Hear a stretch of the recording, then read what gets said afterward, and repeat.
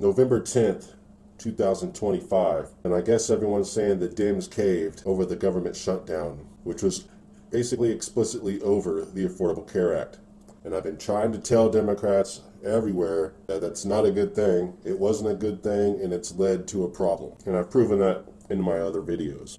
Nobody's been able to counter it or disprove my point or argue it at all. And I even offered $1,000 cash to anyone that could. No responses to that. But everyone wants to troll and respond if you say anything else that criticizes them. So where are they at when I ask them to and to bring some facts and intelligence to the table? They can't. They're all low IQ. So here we are.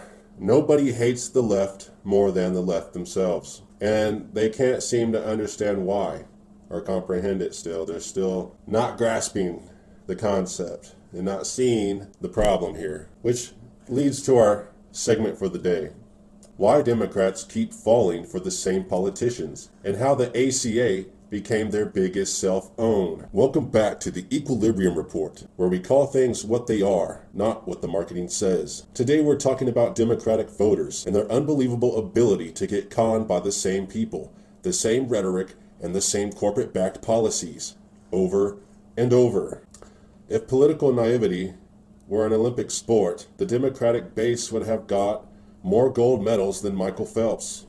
And nothing proves this better than the Affordable Care Act, their sacred cow, a policy they worship like scripture but barely understand.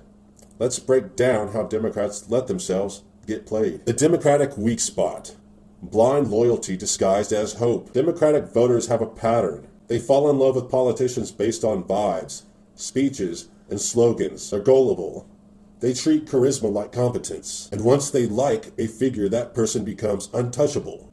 Like Hillary, Obama, Pelosi, Schumer, all marketed as bold progressives fighting for the working class, but all deeply tied to insurance donors, pharmaceutical donors, Wall Street donors, healthcare lobbyists, and the corporate networks that shaped the Affordable Care Act.